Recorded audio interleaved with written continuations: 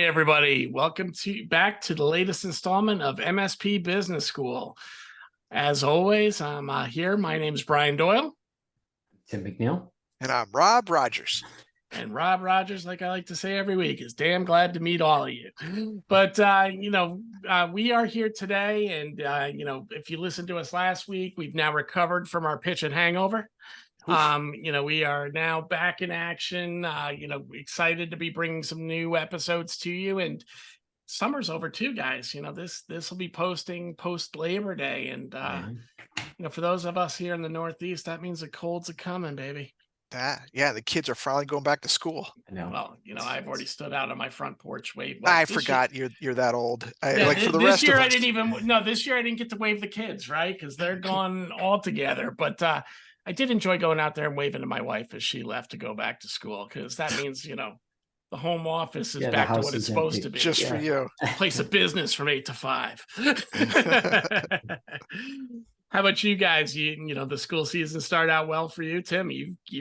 This means you're probably gearing up for sports season again, right? Yeah, so it's a little different in New York. We actually start after Labor Day, so we start the Thursday of Labor Day up here. So got both of them finally going to school. Can ship them off on the bus, and it's a good day. Hockey's right around the corner, and that's another year of that. Good stuff. But, as we always like to say at this point in time, nobody's here to listen to us talk about our personal lives for hours on end. They don't care. But, we're here for our guests. And with that, I want to welcome Nick Wolf from Evo Security today. Thanks for joining us. Welcome, sir. And, we're excited to have Nick here, too, because he also has a little Northeast Connecticut connection like the three of us as well. So we always like to have a local boy come in from the vendor community as well. I feel so sorry for the listeners that can't appreciate like Frank Pepe's pizza, right? Yeah. Oh, there are people that have no idea what we're on to over here in New Haven. It's weird. Like New York does not have any idea. Like outside of the city, it's just it doesn't work. The pizza doesn't work like it does in Connecticut. No, it's few and far between. Yeah. So it's one of the good things about Connecticut. But there's some rumors around here, and I've actually heard. So Sally started branching out, and Pepe's has made it down to the west coast of Florida too. Really? There's a Pepe's in Naples. So all of you guys that are pizza buffs, go check that out. But I'd be remiss if we're going to talk New Haven pizza and I don't say modern pizza for my boys there, because that's the hidden gem here in New Haven, Connecticut. My favorite. All right, fine. All right, Nick. So now you've derailed the three of us even more because you brought up pizza. This is supposed to be your time, buddy, not ours. So why don't you tell us first a little bit about yourself and how you ended up in the wild west of the MSP community? Yeah, so I've been in the MSP channel for about 13 years now. I started in the channel when I was in high school, actually. Yeah, I was going to say, because you're looking a little too young to have 13 years under your belt already. Yeah, so I went to high school with the Datto's founder, Austin McCord, and we were involved in this technology club. And I think I was a junior or senior at the time. And he came back to the tech club as an alumni, and he's like, hey, guys, I'm starting off this company. It's called Datto. This is back in like 2007, 2008. He's like, here's a bunch of backup devices I want you kids to like play around with and like, let me know your feedback. So I took one home. It was the biggest backup device at the time. It was like 500 gigabytes, absolutely huge.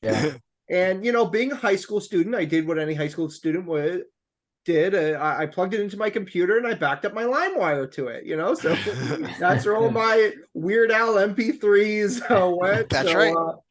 So got to play with that for a few years, and then I for a few months, then I unplugged it, didn't think much about it, and then fast forward a year or two, I'm a sophomore, junior in college, and I need an internship, and run into Datto yet again at a friend's bonfire, and they're like, yeah, come intern with us at Datto. We're a huge company now. We're like 25 employees. I'm like 25 employees? Wow, that's absolutely huge. So started there as a sales intern, and then eventually became their top selling sales rep for a couple years during my 9-year career there.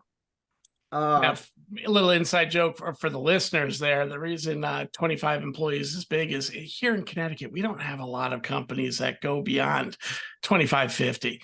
Yeah. Yeah, really don't. There's a handful. Really don't. So, Who you is know, this Datto company you're talking about? Yeah. yeah, and look at what they became, right? Yeah. So cool. So, Good for you. you know, when you were in there, so you were in the sales division over there? Yep, I was in sales division over there, so spent a lot of time on the phone, spent a lot of time at events with our good friend Rob Ray. You might have heard of him. Not at all. And it was a fantastic journey, a Cinderella story, going from, you know, the basement to $1 billion corporation, and wouldn't change it for anything in the world. Very cool. Yep. Then afterwards, after Datto, I joined a couple colleagues. We formed this company called SKOUT Cybersecurity. It was an XDR SOC as a service vendor. Did that for 2 to 3 years. That was later acquired by Barracuda Networks. It's now known as Barracuda XDR, and they're still doing great things over there. And, you know, now I'm over here at Evo Security talking with MSPs about identity and access management. Very cool. So let's get deeper into that, right? So, you know, most of our listeners are obviously very familiar with the identity and you know, and access management, but talk a little bit, you know, about how you're trying to play a different role in the market than, you know, I always come back to this one. How's this different than just using a Microsoft SSO? Yeah. So there's a lot of different solutions out there on the market for identity and access management. You know, there's CyberArk for PAM, there's Duo and Microsoft Authenticator for your MFA and SSO. But a lot of those tools are enterprise focused. What really makes Evo special and different is we're specifically designed for SMBs and the MSPs that service those MSPs, which is why we're going to have a multi-tenant dashboard, which is why we have month-to-month agreements. You're not signing into no auto-renewing 36-month contract that you forget about. There's no 5,000 minimum purchase. You know, it's really designed for MSPs and their SMB customers. And when I say SMB, I mean, you know, some of our end users that are utilizing us through MSPs are just one employee, work from home law firms, all the way up to car dealerships that have thousands of employees at many sites. So, you know, being in the world of security, you probably see and hear some scary stories out there. What are some of your favorite tales from the cyber side? Boy, so one of them that I like to reference is a cybersecurity insurance claim by Travelers Insurance, and they actually denied the cybersecurity insurance claim due to MFA misuse. So in the cybersecurity insurance claim, the company said that they were using MFA, which they were. They had a handful of users that had MFA turned on for when they were accessing the firewall. The breach, however, in that example occurred on the server level where MFA was not enabled. So because they didn't have MFA for all users on everything that's on the network, endpoints, servers, web applications, etc., they were able to deny that claim. And unfortunately, in that situation, that SMB did not get their cybersecurity insurance claim paid out. So my advice is definitely going to be, when you're reviewing your cybersecurity insurance policies, most of them are going to require MFA. And often than not, it's MFA for everyone, everywhere. You can't just give MFA to the CEO. You got to give MFA to the CEO and all the way down to the janitor. And it can't just be for just the workstations. It's got to be for everything. Your Office 365, your firewalls, your workstations, your servers, really protect everything for everyone is what I would recommend. Yeah, you know, we've been hearing those stories about cyber liability insurance, you know, getting the denied claims are up. The ability to get it's a little bit harder. And, you know, one of the things that we're always coaching the MSPs too is you're not the ones to fill out those forms. They feel sometimes the obligation to fill out those forms. Help your customer prepare to fill out those forms by doing, you know, a CIS framework implementation group #1 or something like that, just to help them get ready for it. Because to your point, if you're not totally truthful, you don't want to be in the chain of custody too, and all of a sudden have yourself being looked at and litigated at. And that's really where things are getting, you know, extremely difficult within the IT industry, but you can understand why. These breaches that were going to cost, you know, $500,000 to the insurer can all of a sudden become $5 billion if with the downhill run. Yeah, they go for the pockets. Yep. I personally always recommend MSPs to look at these cybersecurity requirements for insurance and use that as your sales spreadsheet. Hey, I looked at 5 different vendors for cybersecurity insurance, and all 5 vendors say, hey, EDR needs to be enabled. MFA needs to be enabled. Security awareness training must be done. Backups need to be there. Use that as your sales guide. Hey, I'm a new MSP or an MSSP, and I want to build the cybersecurity, tech stack. I know that I need those 5 or 6 things, and those 5 or 6 things are now going to be mandatory across all my clients. That way, when that end user does get hit with that cybersecurity insurance assessment, and the assessment says, do you have X, Y, and Z? It's easier to check off on the list. Yes, I bought that from my MSP. I bought that from my MSP as well. Oh, wow, my MSP got ahead of the game by making me buy all these things. Yeah. So, that's a great point. If you really look at it that way, you can make sure that you were covering off on all the check boxes that are going to be there and getting there. So let's talk a little bit about where you intersect with that whole process, right? So obviously identity protection is important on so many different levels. Talk a little bit about, where you see yourself bringing some differentiation into the market and, where do you really fit? Because a lot of customers also don't understand, where do all these tools intersect that all tie back to my user ID? Yeah. So identity and access management really isn't just like one product you could get to check a box. It's a variety of tools that really got to get merged together. And that's what we're at least trying to do here at Evo, because we give our MSPs multi-factor authentication and single sign-on and privileged access management all sort of bundled in together.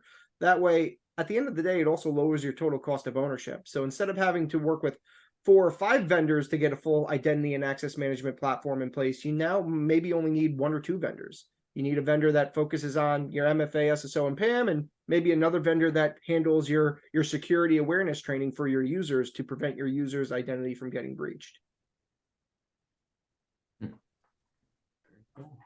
So go ahead, Tim. Go ahead.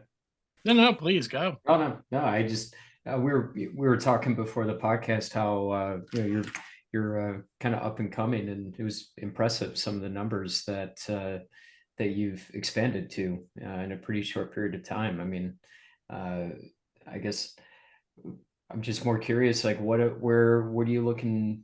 What are your goals as a company for 2, 3, 5 years out? Yeah, so we're growing and we're growing fast. We onboarded well over 100 MSPs in the last few months. We also put in stone 2 really, really special partnerships. So we launched a strategic partnership with ConnectWise. So we're available through the ConnectWise marketplace. We're available through the ConnectWise cybersecurity sales team. So if you're buying SentinelOne or Perch or other SOC services through SentinelOne, you could also buy Evo for your MFA and SSO needs. We also established a strategic partnership with Solutions Granted, which is, cool. A master MSSP. Yeah. They were the ASCII vendor of the year for the last 2 years in a row. So if you're an MSP that gets your cybersecurity services through Solutions Granted, you could absolutely get Evo through them as well. So we're growing and we're growing fast. We don't have any ambition to get acquired, in the next, foreseeable future. Again, we're young, we're healthy, we're lean, and we're growing fast. And most of our team here at Evo has all channel experience.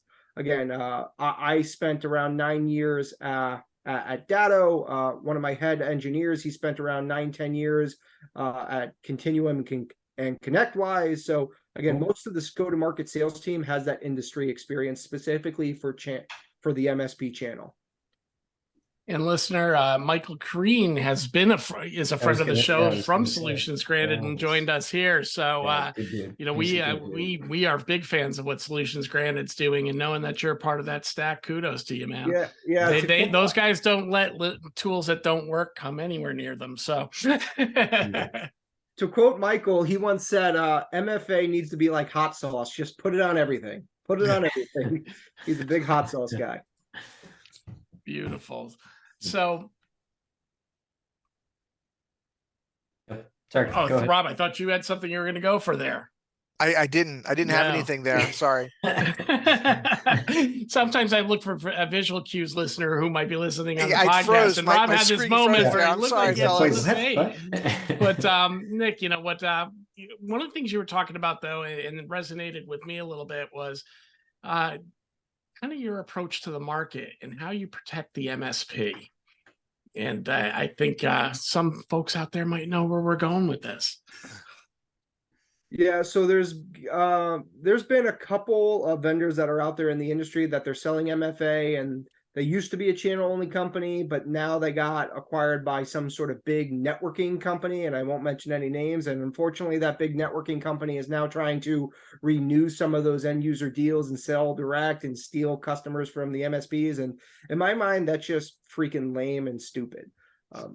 That's one of the reasons why I joined Evo, is because they didn't have any direct sales model and no ambition to. It's a 100% MSP channel driven sales model. So all of our revenue comes from MSPs, because at the end of the day, in order for us to make money, they have to make money. And for us, that's a win-win type of scenario. Yeah, and I think, in this marketplace, and we've all seen it and experienced it. I mean, it goes back, even before some of the companies you're referencing indirectly or directly there. We've all seen companies go from channel to direct or a mixture, and it's so difficult. And we were we've had Jay McBain on from Canalysis. Well, now actually, I'm losing my mind on what the new company is, but he did a study last year that talked about the fact that the marketplace is going to double. The gross sales is going to go from 3.5 million up to 3.5 billion up to 7 billion, but the channels taken, it's going to stay pretty flat.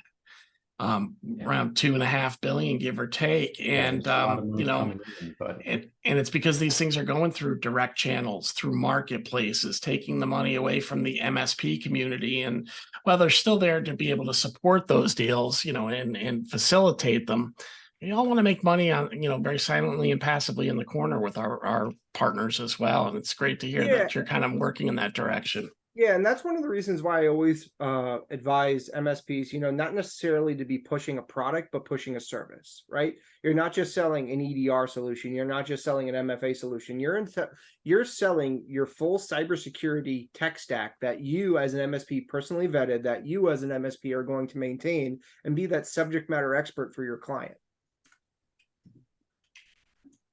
Yeah, that's great. That's great. So what's coming up for Evo? Is there any new and exciting things on the horizon? Yeah. So we always got new product updates that are coming out, and you could always check out evosecurity.com for that. We're going to try to be attending more trade shows going into 2024. I know that we're going to Right of Boom, but stay tuned. Like I said, you haven't heard of us in the past, but that's definitely going to be changing in the future. So what shows do you have planned for next year? So Right of Boom is the one that we have locked in stone. But again, I'm a huge fan of, the IT Nation shows. We were just at IT Nation Secure back in June. And because we have that strategic partnership with ConnectWise, I'm sure we're going to be going to more IT Nation events. There's so many shows that are out there that I would love to attend. Shows are expensive though. Yeah. Oh my goodness. We talk about it all the time. Even the guys running the shows will say they're expensive. 50 to 100 grand. So if you're an MSP and you're going to a show, please drop your card off at a vendor's booth. They spend a lot of money. A lot of money, a lot of time, a lot of like effort. your firstborn, you have to pay just to get in there. Yes, and that's for your silver sponsorship, let alone gold, diamond, platinum in your face sponsorship. Yeah. Well, it's only a year's worth of college tuition to get even the entries. That's right. The entry scholarships, right? Nick, how did you get into Evo? How did I get into Evo? Actually, the CEO, I was doing some advisory works for some other vendor startups. And the CEO of Evo, Mike Roth, he found me on LinkedIn. We connected on LinkedIn. He saw the great work that I did building Datto and building SKOUT Cybersecurity and having 2 successful exits there. And, once he gave me the pitch of what he's looking to build here at Evo, a security-focused company specifically focused for MSPs, no gimmicks, no tricks, no long contracts, no big minimums, making it easy for MSPs to buy. And after a few conversations, I was totally sold. I was hooked.